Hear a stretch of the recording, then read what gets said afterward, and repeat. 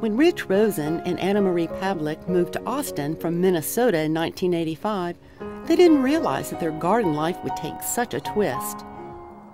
Rich had been a serious rose gardener, a passion he brought to his new garden. Then, while looking for a companion plant to roses, he completely switched gears. Someone recommended daylilies that I had never even heard of before, and I just fell in love with them. What I liked about roses was collecting the new and the unusual, and with daylilies it's even more so because there's all kinds of wonderful forms and color patterns and shapes.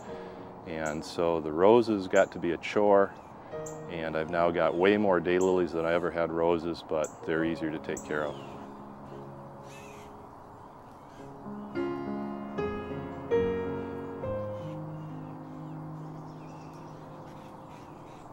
They joined the Austin Daylily Society, and eventually the daylilies outnumbered the roses. Since the garden sits on rock, a virtual bathtub when it rains, Rich plants in raised beds. Fencing keeps resident deer on the opposite side of the very edible petals. If you had a professional landscaper come in here, they would probably gag at what they see, but for me, what's important in gardening is not the end product. It's the process of gardening. I just like being out here working in the soil, nurturing these plants, seeing the beauty of the individual flowers, and collecting. Some people collect golf balls, some people collect coins. I collect all these different weird and wonderful daylilies.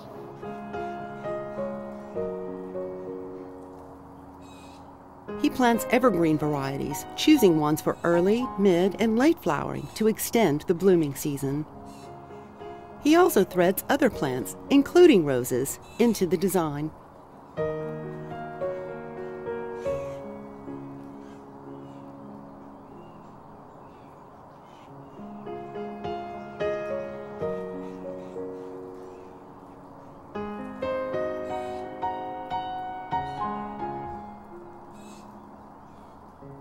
It is attractive to me to see a mixture of color. As you walk through the garden, your eye is drawn from flower to flower, and there's a new surprise every place you look.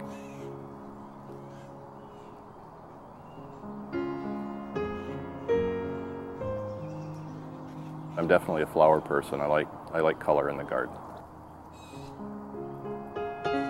So, Anna Marie has custody of the vegetable garden. Everything thrives on the soil blend that Rich uses. It's a mixture of 4 parts ground pine bark, 2 parts peat moss, and 1 part sand.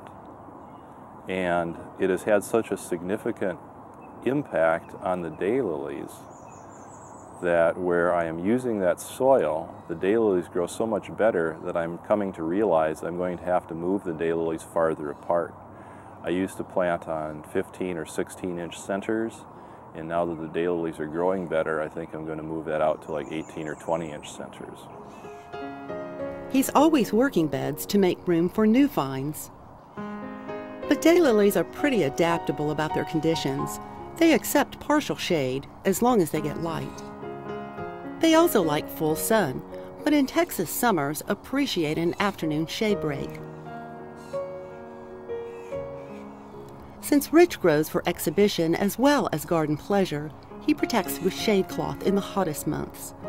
The rest of us are fine with mulch and a little water in extreme heat. The nice thing about daylilies, though, is they don't wilt so much. They've got those fleshy roots which store water, and so they're a little bit more forgiving.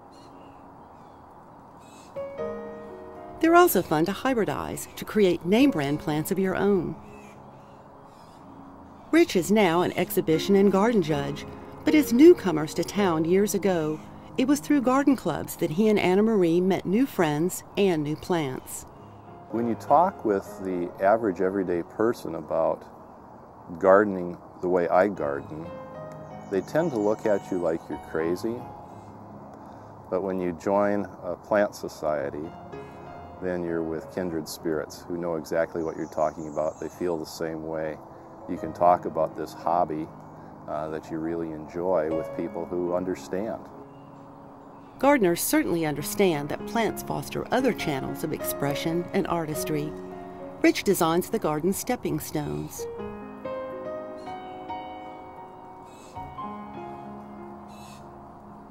He created a sculpture to accent one bed.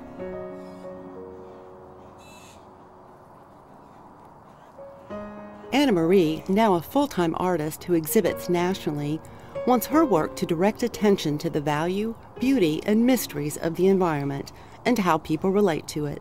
And the theme on some of her artwork has been our modern life in an urban environment. We are constantly surrounded by concrete, steel, glass, traffic noise, advertising signs. We are really removed from nature. People might come home to a house or an apartment and they turn on the television set. They've really lost that connection with nature, and I find that nature is somehow just very therapeutic. I like hiking in nature. I like going to national parks and national monuments. But day to day, I bring nature into my backyard and can commune with nature right here in the flower garden.